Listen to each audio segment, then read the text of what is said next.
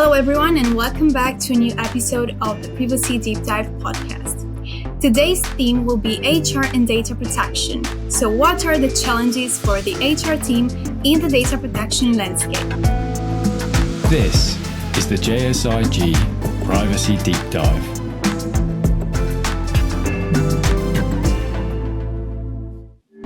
Hello everyone. I am Larisa Munteanu, and I am the Deputy DPO and the Data Protection Lawyer of JS Information Governance Limited. And together with Mark Povey, my colleague and Technical Director and the lead DPO of JS Information Governance Limited, we have a very distinguished guest today, Julia Braithwaite, who is a senior HR leader with solid experience in privacy and HR.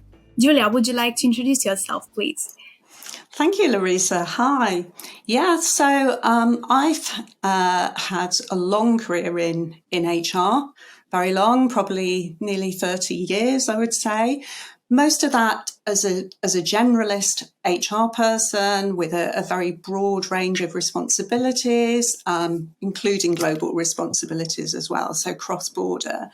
But I've also got considerable depth, if you like, depth of experience and areas of specialism, more recently in corporate governance. And so those are the areas where we start to pick up the really important and critical topics of privacy, of information management, and security for employees as well. So why do you think, Julia and Mark as well, why do you think HR is so important, so relevant in the data protection realms?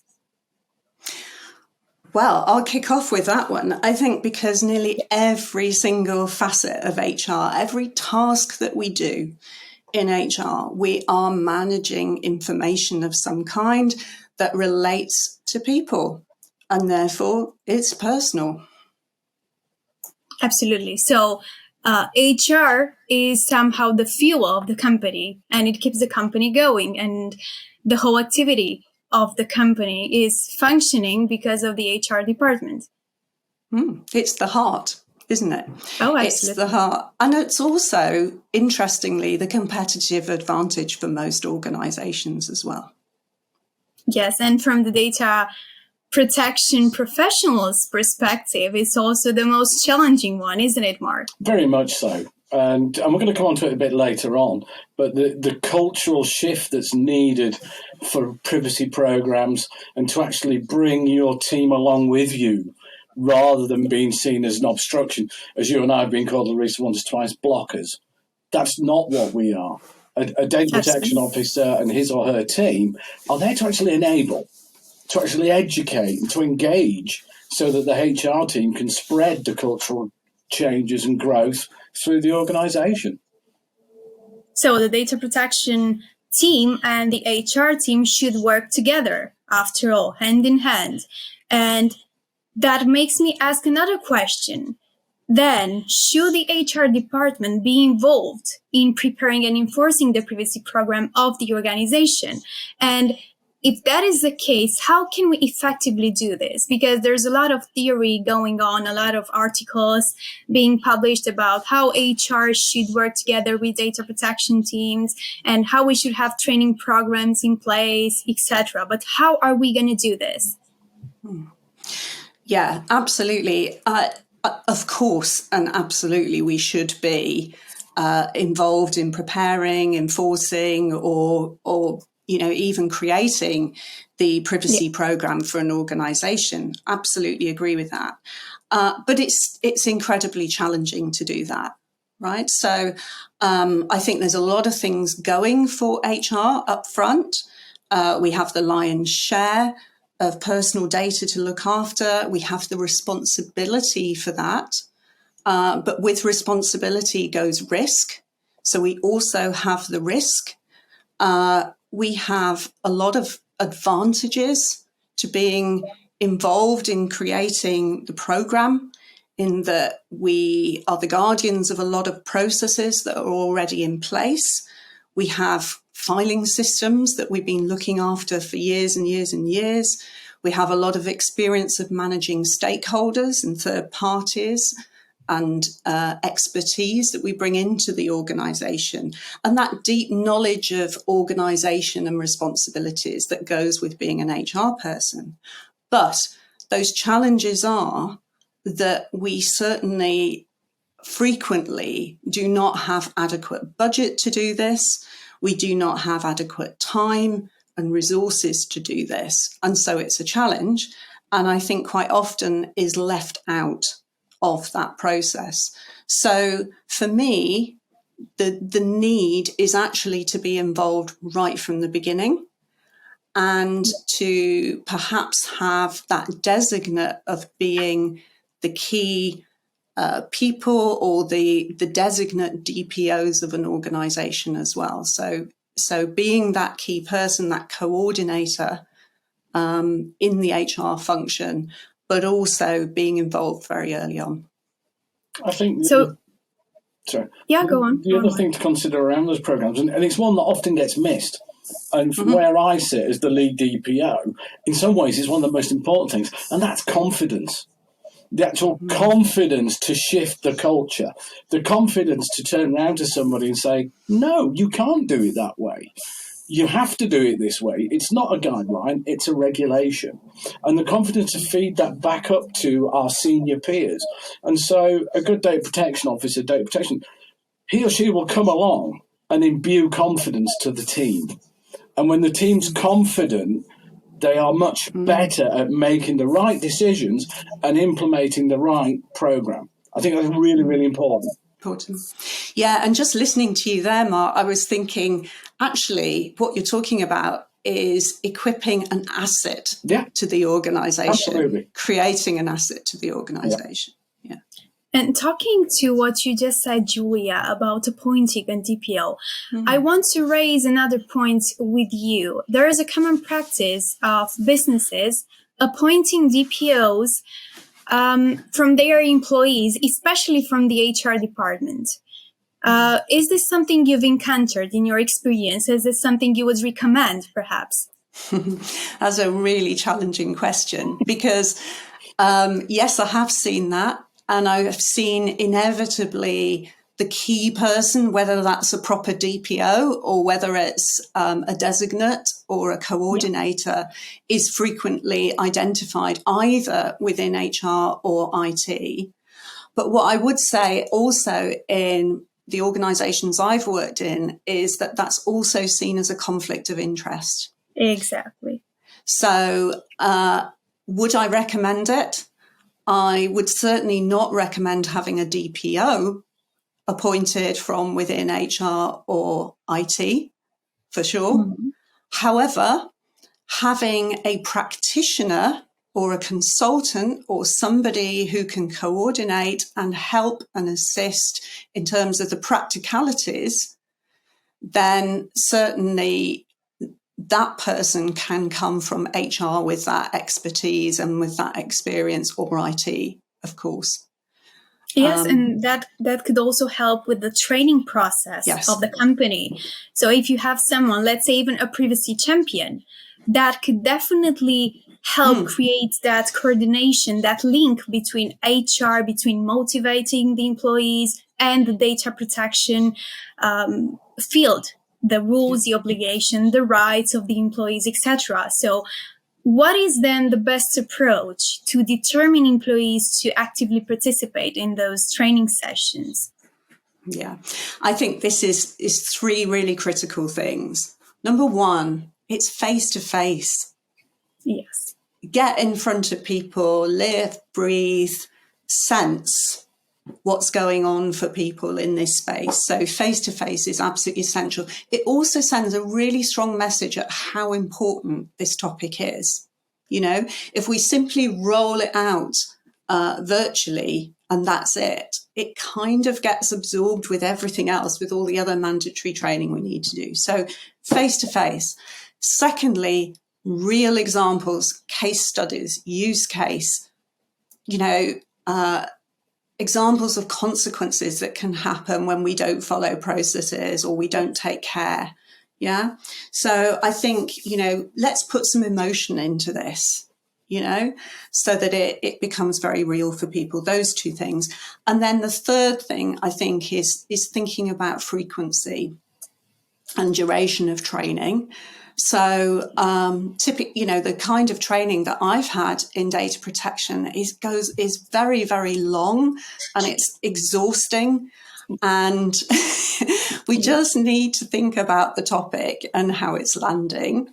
So perhaps short, sharp, on a frequent basis. I don't know what that looks like really, but I think certainly paying attention to frequency and how we remind people and we update people is also a critical element. Yeah, and we deliver training a lot to a lot of our client base, and we tend to slice the training cake up because all of the different functions will have slightly different roles and responsibilities. They will have a slightly different touch point with the personally identifiable information that they are responsible for.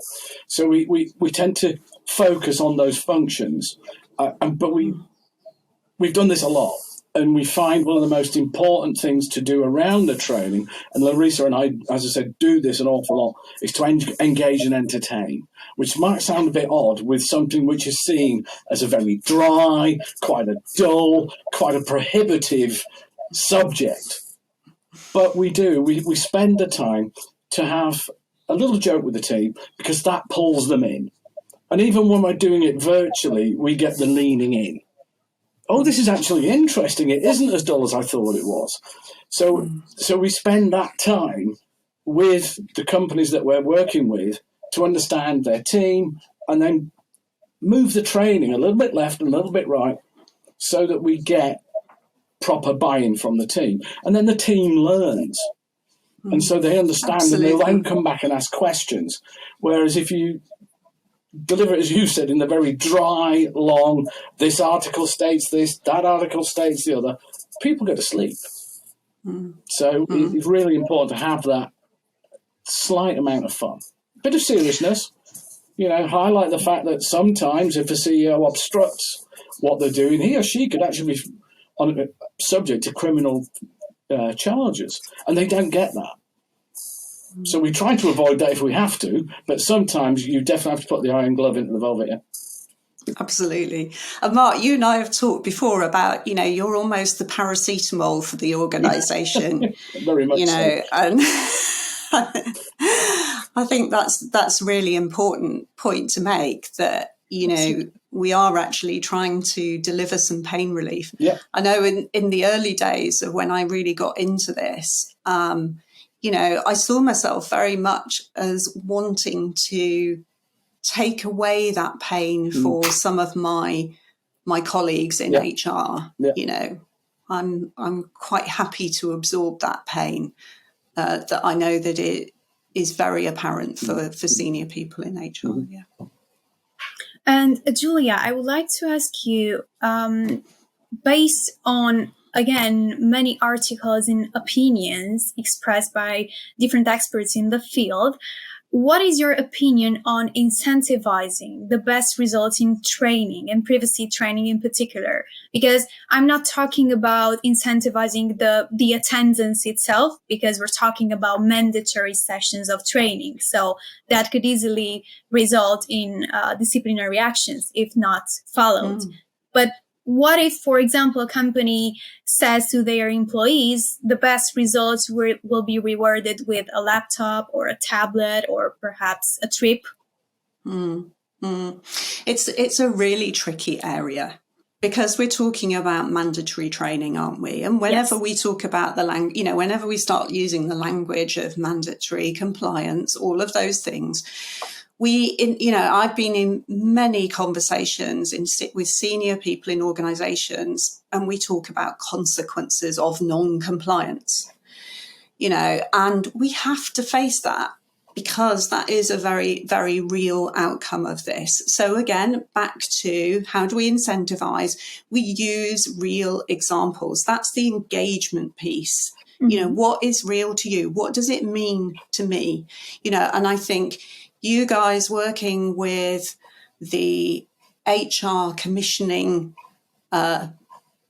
people within the organization, whether that's learning development or whether it's generalist HR, I don't know. But whoever those people are, it's about understanding the organization and what the consequences are if we don't do that training. That's one part of it. But the next part of it is all about the positives of cultural change, isn't it? You know, that's where we start to live and breathe the incentivization, and it's at a higher level than those transactional case studies that we've discussed here. It's about changing the thought processes, changing the behaviors within an organization. Yes, and all these behaviors are reflected by the overall image of the organization, because if there's a data breach caused by one or several employees, then that affects the image, the reputation of the company. So let's talk about costs. What are the costs of not meeting standards or wanting to go out and invest in meeting a standard through training or whatever? So those costs run on a lot of levels. So there is a risk, and the costs and the risks. So we've got the cost of legal non-compliance, if you like. Okay, that's at one level. But then we start to go up, and we look at the next level, which is commercial, right? Commercial cost and risk. So if we can increase and improve the culture of the organization, if we can comply with these standards, then, you know, that gives an organization a competitive advantage often. For example, when they're going out to tender for business. So we're starting now to talk about reputation of an organization and how we can, again, start to incentivize our employees. Then on top of that, at the next level, I would say we're now looking at employer of choice. So if we want to go out and attract good employees into an organization, let's start really looking after the privacy and the information that organization owns, because these are becoming big topics in you know, our generations of people wanting to join organizations. Absolutely. Yeah. They don't want to join an organization that has had a cybersecurity incident or risk. You know, they are fully aware of big data and how important that is. Yes, and they start to place more emphasis on how their data is processed, how their data is treated. And I believe somehow there's also that cultural shift that you mentioned, towards seeing our personal data as being more valuable than it was, let's say, 10 years ago, when we didn't really care or didn't really read everything that's happening with our data. Yeah, I think there's a shift. And we were talking some time ago about how, you know, what the view is of employees today in an organization about their personal data. Yeah. And I think, you know, in general, people do not they probably appreciate the sensitivity of their personal data. I think they've become more appreciative over the last few years of sensitivity. But I don't see yet their full appreciation of the value of that data to an organization. But that is coming for sure. So have you ever encountered any reticence from employees, be it previous or prospective employees or candidates, regarding how their personal data is processed? And honestly, I think in particular sensitive data, because, you know, health data and trade union membership data are categories that legally should benefit from higher security standards. Mm-hmm. Absolutely. Honestly, the answer to that question is no, or very little. I've never really encountered any reticence, certainly when harvesting or gathering that data. or onboarding typically, which is obviously the process that we think of, that comes first to mind when we're thinking about gathering data. So certainly not in general. However, where I have seen that reticence is in what I call critical incidents in employment. So perhaps a period of illness, for example, or a period of absence, perhaps where the employment relationship is going wrong or, is suffering. So there might be a disciplinary case or a grievance case, those sorts of things. Most of all, I've probably seen it on termination of employment or during the process of termination. So there, yes. And I would say it's pretty much a given that if you have a termination that strays into litigation, that a DSAR, for example, is inevitable. Oh, yes. Yes, but that's also because I've seen a trend now in the field of law and specifically employment law. Mm-hmm. So employment lawyers are now recommending many ex-employees to hit their previous employer with a DSAR. Mm-hmm. So now personal data rights are being used as a weapon. Let's say they want to attack the previous employer and put them perhaps in a weaker position, counting on the fact that the employer won't be able to deliver the DSAR back in due time and lawfully, of course. Mm-hmm. Absolutely. Yeah. And Mark and I have plenty of experience with such DSARs, especially in very conflictual environments. Yeah, we do. And quite often, again, it's the mate down the pub effect comes into play. And Larisa's heard me quote this many, many times. And it's that a little bit of knowledge. Well, you're entitled to this. Hit them with it. If they don't get it right, you're going to get a reward. You're going to cause the business pain. And the approach that Larisa and I take and the rest of our team at JS is very pragmatic. It's a series of steps. Mm-hmm. Walk through those steps. And at each point in those steps, carry out some validating action, move on to the next step. Inform the data subject what their rights really are, not necessarily what the standard PAT document that the ICO issues actually states. So they're not often aware that the content will be redacted. They're not often aware that certain content can be withheld because of exclusions. So as professionals, Larisa and I and the rest of our team, we walk through that process. And quite often... and by the way, redaction in itself is an additional headache for HR functions. Yeah, you're absolutely right. And that's why we've got the paracetamol plus in our technology. So we can hand off a lot of that work and actually deal with it in a semi-automated fashion. It's not fully automated because this is a legally leaning operation, so you do have to have some manual input. But asking a HR team to do it, we calculated it can take weeks and months for a single request.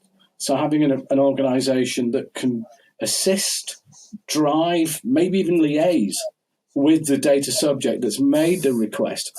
Going back to what you said about being a painkiller, Julia, absolutely. We're a packet of painkillers, and there are other companies that are the same. So I think that's quite important to people like yourselves. Yes. Yeah, absolutely. And in order to have your organization ready for this, the whole process should be backed up by specific documentation, which means procedures and policies. So you may also implement a DSAR procedure. Who is the DSAR submitted to? Is it sent afterwards to somebody else? How it is processed? How is the data collected? And so on until the last point, that is sending the data back, redacted and lawfully in the desired format back to the data subject. So I think commenting on, just picking up on something we talked about earlier, that HR are good with processes and policies and procedures, and you will find good DSAR, probably good DSAR policies and procedures in organisations. What is always the fall down is what I call the socialisation of policies and procedures. So invariably they get written and then they get pushed away somewhere in a box and hidden, and they don't come alive. And there are two parts to policies, in the sense of there's the writing, there's the socialisation, three parts. There's the socialisation, there's also the challenge. So making sure that it actually does work. And then it gets pushed away, and it probably doesn't come out until you have that one event and you're in a rush, need to do everything else. And the actual practice of it probably bears very, very little resemblance to the procedure and the policy. Yes, and also another interesting point in the life of the DSAR and the procedure itself is when we delete the data that was part of that DSAR, whether it is redacted or not. Can we keep it for longer after we sent it back to the data subject? For how long? And these are all challenges that many, many organizations face because they don't even have the retention schedule up to date or legally created. One of the things I think is really important to note about DSARs is that DSARs typically may begin and end with HR in an organisation, but they very rarely are exclusive to HR. This is the area where you really do start to creep into all the other functions in the organisation. Right. So again, very, very difficult to collate, to manage, to coordinate, and to motivate, really, to complete or to participate with the same level of energy and enthusiasm. Yeah, and you're absolutely right to bring that up, Julia. And as we know, data sits in many, many places. And now we've moved to the cloud. The concept of being in the cloud was everything was in one place. And as we know, that just isn't the case. So you've got your Office 365 environments, you've got your Google Docs, all of these things that companies use to shortcut, because that's what they are most of the time, let's be honest. Implementing these systems are to create shortcuts. So again, actually having somebody within the organization who understands that doesn't happen very often. So quite often you have to have a professional who plugs in to the IT team, plugs in to the health and safety team to sort of say, this is the kind of data that we're looking for, the kind of information that we need. Are we a company that still works on very analog systems? Do we have reams and reams of paper stacked in HR cupboards behind our HR business development partners? I've seen it time and time and time again. So that then comes into scope as well. How do you deal with that? How do you deal with the physical archive when that's subject to the DSAR requirements as well? So it is, you're right, it's a massive exposure, and it goes way beyond the HR using the HR cloud people and learning package. So, yeah, very challenging. Yeah, but this comes back to a joke that we keep making, Mark. Which department should the DPO belong to? Yes. All of them. All of them. Because it's constantly everywhere. It needs to keep track of everything that's going on regarding the processing of personal data to know what is transferred, what is collected, etc. Yeah. And it's not just about what function it belongs to or with. It's also the level within the organisation and the level of authority to be able to get that attention and get things done. Is really critical. Yeah. So coming back. Yeah, go on, Mark. Yeah, one of the analogues I use when I'm asked what is a DPO, the best thing I can say, he or she is the conductor of the orchestra. And whilst they're not a particularly great soloist on any of the instruments, they actually understand what each of those instruments is and what part they have to play within the music. And if you then start to work through that, the role of a DPO starts to make a lot more sense to companies that don't necessarily understand what he or she is there for. They often see us as the fairies that turn up, was going to wave our pixie dust across the organisation, and on Thursday, lo and behold, it's DPA 2018 compliant. Yeah. Yeah, and coming back to the discussion on policies, I wanted to bring up with you one of the trickiest policies that we think we could identify in the documentation set. That is the BYOD policy, which stands for Bring Your Own Device policy. So what do you think are the advantages and disadvantages of having such a mechanism or such a strategy in a business? And where do we invest in the infrastructure to support such information strategies? Yeah. So, let's start with the positives and the advantages. So our whole world is digital. Yes. Even our employment world and even our HR world, believe it or not, kicking and screaming is digital. Many organizations are going down the route of having a shared service. Certainly in the more specialist areas, such as benefits provision, it's all about digital provision. And in terms of a bring your own device policy or process, then I would say there's a huge advantage of getting employees engaged and up with the program, so to speak, and being online in real time and able to access everything that accessibility is a really important piece, especially with inclusion and diversity. I'm a real advocate of access points and user interface for people. So I think from that perspective, really, really important. However, there are massive disadvantages or challenges. So first of all, just the sheer speed and scope of change that we're facing. No sooner have you got something up and running for one kind of device, you've then got something else to consider and think about. And of course, the whole big area of cybersecurity. There's the great unknown out there. There's that whole access, as Mark was saying earlier, to the cloud and, the control that an organization has. It's bad enough trying to get arms around what we have within that organization, let alone everything outside of all of that. So, that's the disadvantage. I think the real thing to consider, and has always been a challenge, is the actual working environment. I've, for the whole of my working career, been in manufacturing. And so bring your own device and accessibility for employees in a manufacturing environment is just so limited and limiting. And so, that's the big thing. But the interesting thing is that task has always been given to IT. I can't think of a single example of where HR were party to that policy or the infrastructure decisions or the budgeting decisions.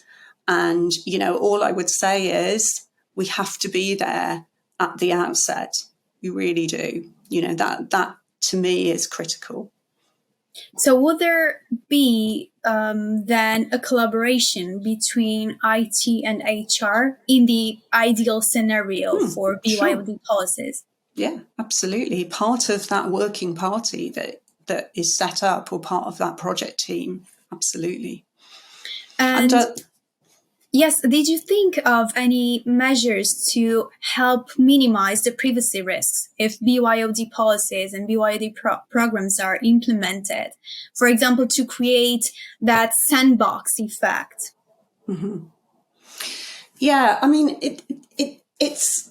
it's a really, really difficult one, and it's mainly around hardware as well as that's the really critical one, particularly in manufacturing, and providing space and privacy for people and time as well. So it's carving out that time for people.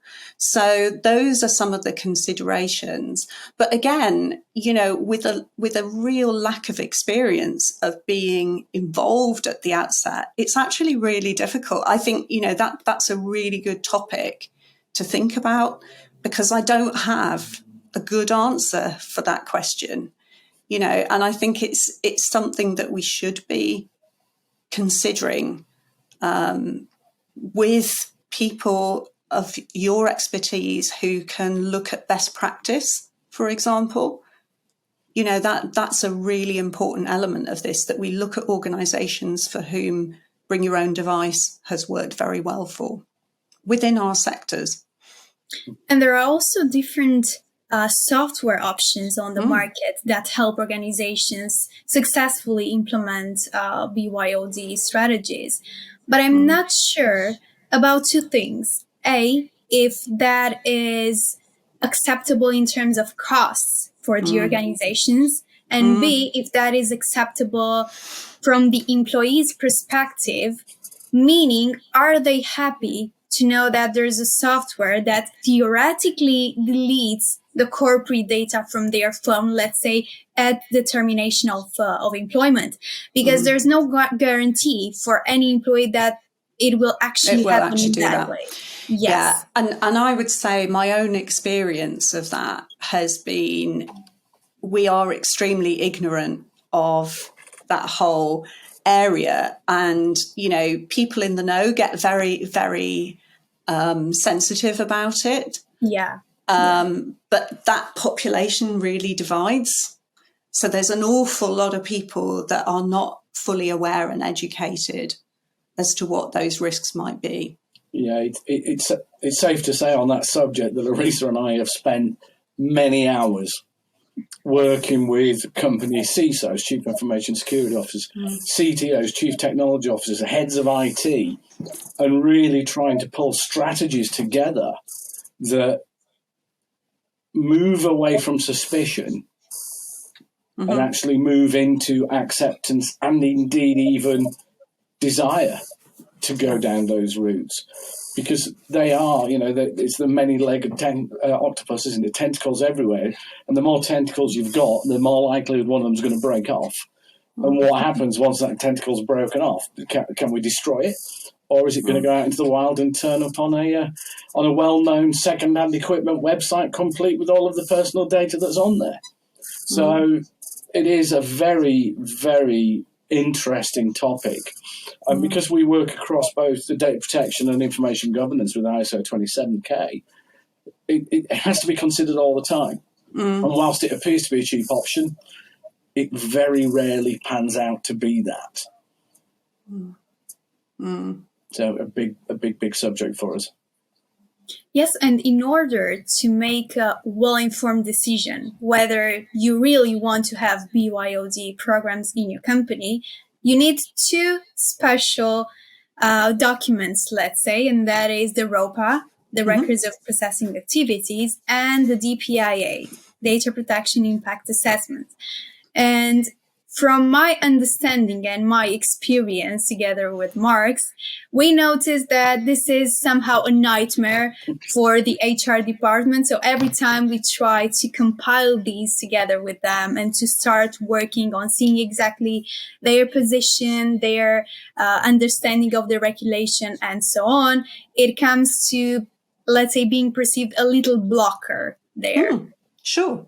And the reason for this is because the origins of those are in risk management specialism. They're not, these are not root specialisms of HR, but they kind of end up at the HR or IT feet to facilitate or even to author and write and get done, whatever that is. And so, they are not areas of specialism for sure.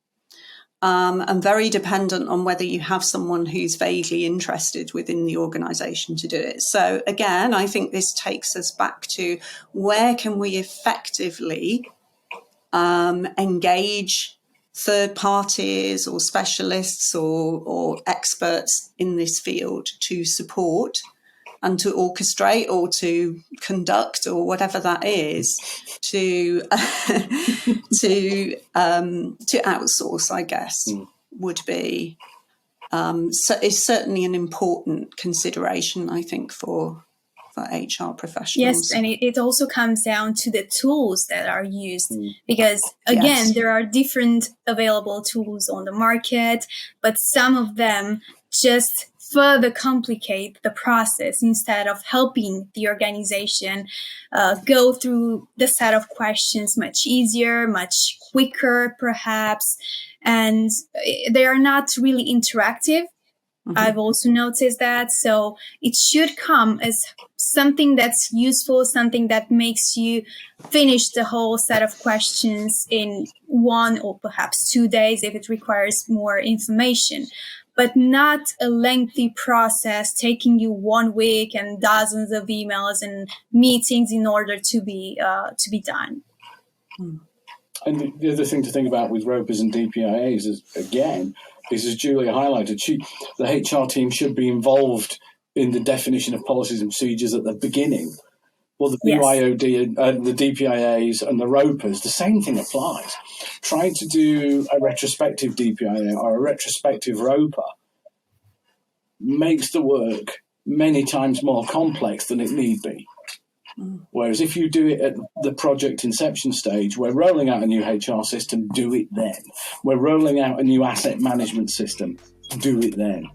Do it when the building blocks have been put into place. Because it's so much easier to modify the building before the roof's on than it is whilst you're building it. Absolutely. Yeah. It was a wonderful episode. I'm very, very happy with the ideas that were shared here today. Thank you really much, Julia and Mark, for joining us to this podcast episode.